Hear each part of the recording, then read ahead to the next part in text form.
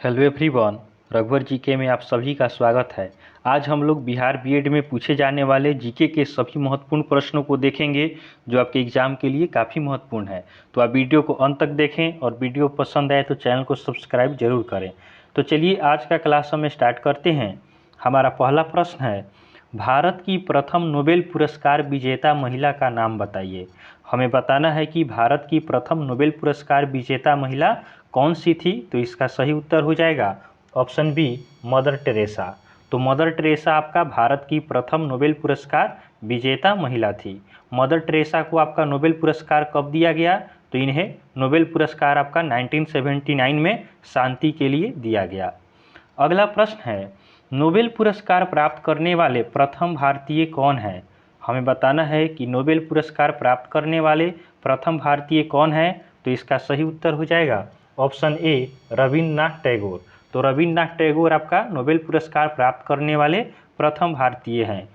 रविन्द्रनाथ टैगोर को आपका नोबेल पुरस्कार किस क्षेत्र में दिया गया? तो यह आपका साहित्य के क्षेत्र में दिया गया। तो आप इसे ध्यान रखेंगे, यह प्रश्न आपका पूछा गया है कि नोबेल पुरस्कार आपका रविन्द्रनाथ टैगोर को किस क्षेत्र में दिया गया? तो यह आपका साहित्य के क्षेत्र में दिया गया। तो आप इसे जरूर ध्यान रखें। चलिए अगले प्रश्न की ओर बढ़ते हैं। हमारा अगला प्रश्न है, मानव शरीर में आंतों के बैक्टीरिया निम्नलिखित में से किसका संश्लेषण करते हैं?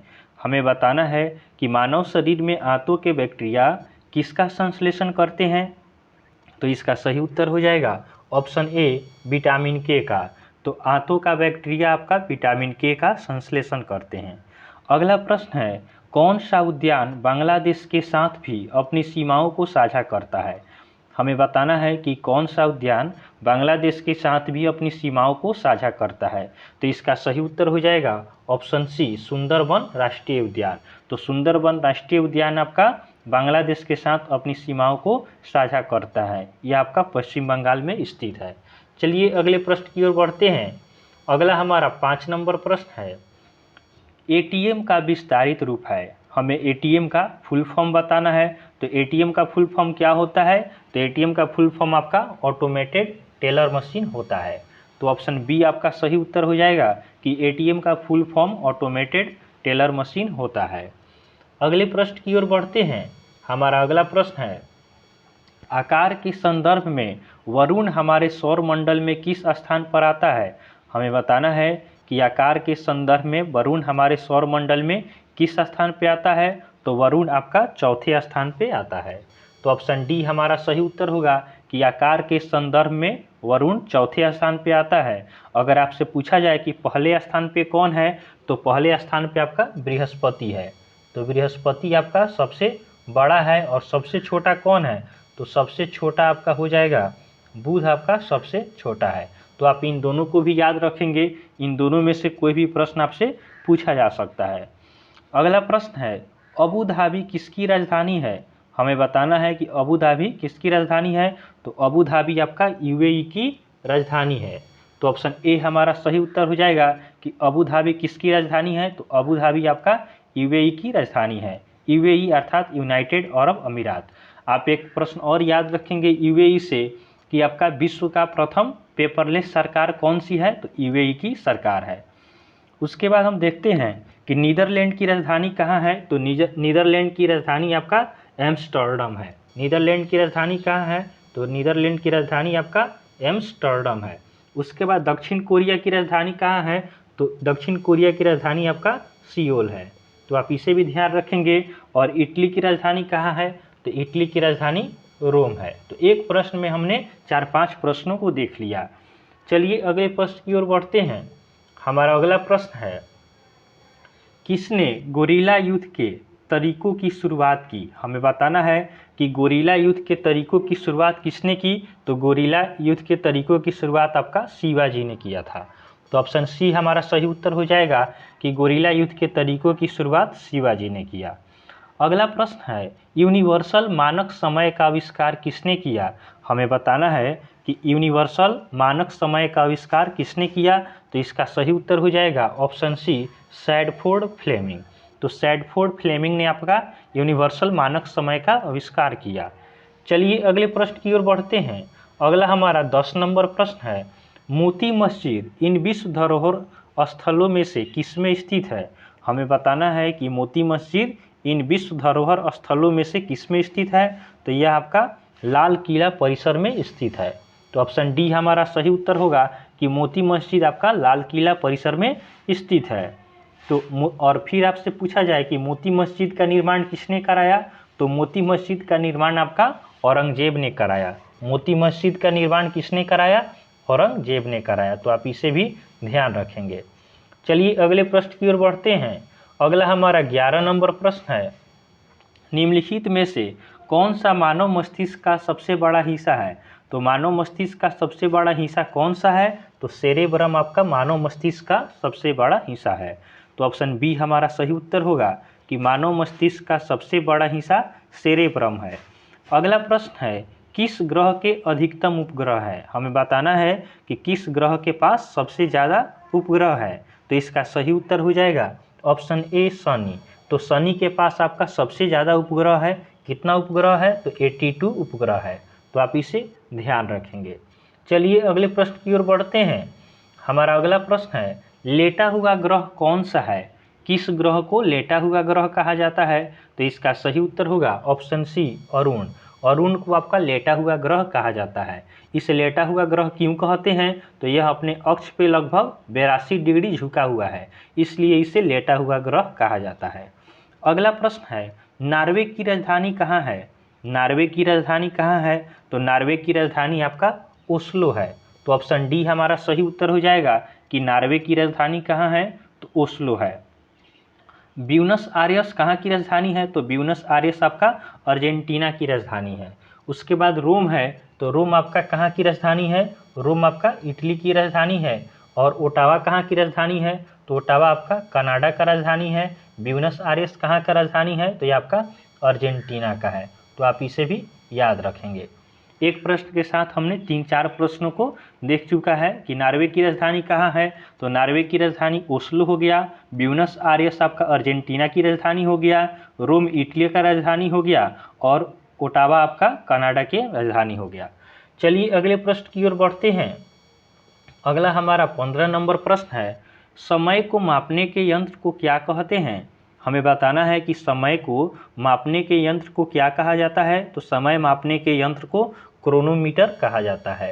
समय मापने के यंत्र को क्या कहते हैं? क्रोनोमीटर। तो पानी के जहाज़ों में सही समय को पता लगाने के लिए क्रोनोमीटर का यूज किया जाता है। आप इसे भी ध्यान रखेंगे, क्रोनोमीटर का यूज कहाँ किया जाता है। चलिए अगले प्रश्न की ओर बढ़ते हैं। हमारा अगला प्रश्न है, औरंगजेब किस वंश का शासक था? औरंगजेब किस वंश का शासक था? तो औरंगजेब आपका मुगल वंश का शासक था। औरंगजेब किस वंश का शासक था? तो औरंगजेब आपका मुगल वंश का शासक था। अगले प्रश्न की ओर बढ़ते हैं। हमारा अगला प्रश्न है, इलेक्ट्रॉन किस गति में केंद्र के चारों ओर घूमता है? इलेक्ट्रॉन किस गति में केंद्र के चारों ओर घूमता है? तो देखिएगा इसका सही उत्तर हो जाएगा ऑप्शन सी कक्षीय गति। तो इलेक्ट्रॉन आपका कक्षीय गति में केंद्र के चारों ओर घूमता है। अगला प्रश्न है, बिहू किस राज्य का लोक नृत्य है? बिहू किस राज्य का लोक नृत्य है? तो इसका सही उत्तर हो जाएगा ऑप्शन ए असम। तो असम का आपका लोकप्रिय नृत्य आपका बिहू है। तो आप इसे ध्यान रखेंगे। चलिए अगले प्रश्न की ओर बढ़ते हैं। अगला हमारा 19 नंबर प्रश्न है, बांधवगढ़ राष्ट्रीय उद्यान किस राज्य में है? हमें बताना है कि बांधवगढ़ राष्ट्रीय उद्यान किस राज्य में स्थित है। तो इसका सही उत्तर हो जाएगा ऑप्शन डी मध्य प्रदेश। तो मध्य प्रदेश में आपका बांधवगढ़ राष्ट्रीय उद्यान स्थित है। यह मध्य प्रदेश के उमरिया जिले में स्थित है, जो बाघों के लिए फेमस है। अगला प्रश्न है, सूर्य नमस्कार में कितने चरण होते हैं? हमें बताना है कि सूर्य नमस्कार में कितने चरण होते हैं। तो सूर्य नमस्कार में आपका 12 चरण होता है। तो ऑप्शन ए हमारा सही उत्तर हो जाएगा कि सूर्य नमस्कार में 12 चरण होते हैं। चलिए अगले प्रश्न की ओर बढ़ते हैं। हमारा अगला प्रश्न है, महाराष्ट्र में स्थित अजंता में चट्टानों को काटकर बनाए गए गुफा स्मारक किस धर्म के हैं?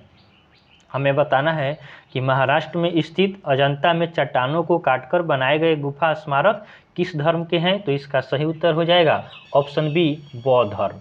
तो ये आपके बौद्ध धर्म के हैं। तो आप इसे ध्यान रखेंगे। अगले प्रश्न की ओर बढ़ते हैं। अगला हमारा 22 नंबर प्रश्न है, मानव मूत्र का पीला रंग किस वजह से होता है? तो मानव मूत्र का पीला रंग आपका यूरोक्रोम के वजह से होता है। तो ऑप्शन डी हमारा सही उत्तर होगा कि मानव मूत्र का पीला रंग किस वजह से होता है? तो यह आपका यूरोक्रोम की वजह से होता है। अगला प्रश्न है, पौधों का शिथिल होना किस वजह से होता है? पौधे किस वजह से शिथिल हो जाते हैं? तो आपका वाष्पोत्सर्जन की वजह से शिथिल हो जाते हैं। तो ऑप्शन बी हमारा सही उत्तर होगा कि पौधों का शिथिल होना किस वजह से होता है? तो यह आपका वाष्पोत्सर्जन की वजह से होता है। चलिए अगले प्रश्न को देखते हैं। हमारा अगला 24 नंबर प्रश्न है, दिसपुर किस राज्य की राजधानी है? तो दिसपुर आपका असम की राजधानी है। तो ऑप्शन सी हमारा सही उत्तर हो जाएगा कि दिसपुर असम की राजधानी है। यूपी, आप देखिएगा उत्तर प्रदेश किसकी, उत्तर प्रदेश की राजधानी कहाँ है? तो उत्तर प्रदेश की राजधानी आपका लखनऊ है। उत्तर प्रदेश की राजधानी कहाँ है? तो उत्तर प्रदेश की राजधानी लखनऊ है। अरुणाचल प्रदेश की राजधानी कहाँ है? तो अरुणाचल प्रदेश की राजधानी आपका ईटानगर है। बिहार की राजधानी कहाँ है? तो बिहार की राजधानी पटना है। तो आप याद रखेंगे, कोई भी प्रश्न आपसे पूछा जा सकता है। अगला प्रश्न है, सुंदरबन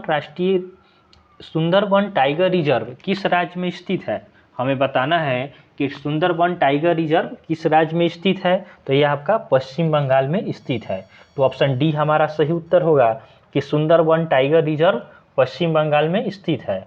चलिए अगले प्रश्न की ओर बढ़ते हैं। अगला हमारा 26 नंबर प्रश्न है, अल्लाई दरवाज़ा किस विश्व विरासत स्थल में है? हमें बताना है कि अल्लाई दरवाज़ा किस विश्व विरासत स्थल में है? तो इसका सही उत्तर हो जाएगा ऑप्शन सी, कुतुब मीनार। तो अल्लाई दरवाज़ा आपका कुतुब मीनार में स्थित है। चलिए अगले प्रश्न को देखते हैं। अगला हमारा 27 नंबर प्रश्न है, बांदीपुर राष्ट्रीय उद्यान किस राज्य में है? बांदीपुर राष्ट्रीय उद्यान किस राज्य में स्थित है? तो यह आपका कर्नाटक में स्थित है। तो ऑप्शन बी हमारा सही उत्तर होगा कि बांदीपुर राष्ट्रीय उद्यान कर्नाटक में स्थित है। अगले प्रश्न की ओर बढ़ते हैं। अगला हमारा 28 नंबर प्रश्न है, भारत का सबसे पहला समाचार पत्र कौन सा था? हमें बताना है कि भारत का सबसे पहला समाचार पत्र कौन सा था? तो इसका सही उत्तर हो जाएगा ऑप्शन ए, बंगाल गजट। तो बंगाल गजट आपका भारत का सबसे पहला समाचार पत्र था। अगला प्रश्न है, भारत के किस राज्य का सबसे लंबा समुद्री किनारा है? हमें बताना है कि भारत के किस राज्य का सबसे लंबा समुद्री किनारा है? तो इसका सही उत्तर हो जाएगा ऑप्शन डी, गुजरात। तो गुजरात का आपका सबसे लंबा समुद्री किनारा है। चलिए अगले प्रश्न की ओर बढ़ते हैं। अगला हमारा 30 नंबर प्रश्न है, जब नेट टॉर्क शून्य है तब डैश स्थिर हो जाएगा। हमें बताना है कि जब नेट टॉर्क शून्य होगा तो डैश स्थिर हो जाएगा। तो इसका सही उत्तर होगा ऑप्शन बी, कोणीय वेग आपका स्थिर हो जाएगा। अगला प्रश्न है, भरतनाट्यम किस राज्य का लोकप्रिय नृत्य है? हमें बताना है कि भरतनाट्यम किस राज्य का लोक नृत्य है? तो इसका सही उत्तर हो जाएगा ऑप्शन बी, तमिलनाडु। तो भरतनाट्यम आपका तमिलनाडु का लोक नृत्य है। अगले प्रश्न की ओर बढ़ते हैं। अगला हमारा 32 नंबर प्रश्न है, पलासी का युद्ध किस वर्ष लड़ा गया था? हमें बताना है कि पलासी का युद्ध किस वर्ष लड़ा गया था? तो यह आपका 1757 ईस्वी में लड़ा गया था। तो ऑप्शन सी हमारा सही उत्तर हो जाएगा कि पलासी का युद्ध 1757 ईस्वी में लड़ा गया था। चलिए अगले प्रश्न की ओर बढ़ते हैं। अगला हमारा 33 नंबर प्रश्न है, लेना नदी किस देश से होकर बहती है? हमें बताना है कि लेना नदी किस देश से होकर बहती है? तो इसका सही उत्तर हो जाएगा ऑप्शन बी, रूस से होकर बहती है। तो लेना नदी आपका रूस में बहती है। यह रूस के अंदर बहने वाली सबसे लंबी नदी है। तो आप इसे भी ध्यान रखेंगे कि लेना नदी आपका रूस के अंदर बहने वाली सबसे लंबी नदी है। अब हम थोड़ा रूस के बारे में पढ़ लेते हैं। रूस का आपका कैपिटल कहाँ है? तो रूस का कैपिटल आपका मॉस्को है। तो आप इसे ध्यान रखेंगे। प्रेसिडेंट कौन है? तो प्रेसिडेंट आपका व्लादिमीर पुतिन है। प्रेसिडेंट कौन है रूस के? तो व्लादिमीर पुतिन है। करेंसी क्या है? तो रूस का करेंसी आपका रशियन रूबेल है। तो आप इसे भी ध्यान रखेंगे। अगला प्रश्न है, सोडियम बाइकार्बोनेट का साधारण नाम क्या है? हमें बताना है कि सोडियम बाइकार्बोनेट का साधारण नाम क्या है? तो इसका साधारण नाम आपका बेकिंग सोडा होता है। तो ऑप्शन ए हमारा सही उत्तर हो जाएगा कि सोडियम बाइकार्बोनेट का साधारण नाम बेकिंग सोडा अर्थात खाने का सोडा होता है। चलिए अगले प्रश्न की ओर बढ़ते हैं। अगला हमारा 35 नंबर प्रश्न है, कौन सा देश गेहूं का सबसे बड़ा उत्पादक है? हमें बताना है कि कौन सा देश गेहूं का सबसे बड़ा उत्पादक है। तो इसका सही उत्तर हो जाएगा ऑप्शन डी, चीन आपका गेहूं का सबसे बड़ा उत्पादक है। दूसरे नंबर पे कौन है? तो दूसरे नंबर पे आपका भारत है। दूसरे नंबर पे भारत है। एक नंबर पे कौन है? एक नंबर पर चीन है। अगला प्रश्न है, फलों के उत्पादन में प्रथम राज्य कौन सा है? हमें बताना है कि फलों के उत्पादन में प्रथम राज्य कौन सा है। तो इसका सही उत्तर होगा ऑप्शन ए, आंध्र प्रदेश। तो आंध्र प्रदेश में आपका आंध्र प्रदेश फलों के उत्पादन में प्रथम स्थान पे है। और आपसे पूछा जाए कि सब्जी उत्पादन में प्रथम स्थान पे कौन है? तो सब्जी उत्पादन में आपका प्रथम स्थान पे उत्तर प्रदेश है। तो आप इसे भी ध्यान रखेंगे। चलिए अगले प्रश्न की ओर बढ़ते हैं। अगला हमारा 37 नंबर प्रश्न है, पानी का पीएच मान कितना होता है? पानी का पीएच मान कितना होता है? तो पानी का पीएच मान आपका 7 होता है। तो ऑप्शन बी हमारा सही उत्तर हो जाएगा कि पानी का पीएच मान 7 होता है। अगले प्रश्न की ओर बढ़ते हैं। अगला हमारा 38 नंबर प्रश्न है, भारत में सर्वाधिक लंबा प्लेटफॉर्म कहाँ स्थित है? भारत में सर्वाधिक लंबा प्लेटफॉर्म कहाँ स्थित है? तो इसका सही उत्तर हो जाएगा ऑप्शन ए, गोरखपुर। तो भारत में सर्वाधिक लंबा प्लेटफॉर्म आपका गोरखपुर में स्थित है। चलिए अगले प्रश्न की ओर बढ़ते हैं। हमारा अगला प्रश्न है, वायुमंडलीय दबाव को किसके द्वारा मापा जाता है? हमें बताना है कि वायुमंडलीय दबाव को किसके द्वारा मापा जाता है। तो इसका सही उत्तर होगा ऑप्शन सी, बैरोमीटर। तो वायुमंडलीय दबाव को बैरोमीटर द्वारा मापा जाता है। हमारा आखिरी प्रश्न है, चंबल नदी के तट पे कौन सा शहर स्थित है?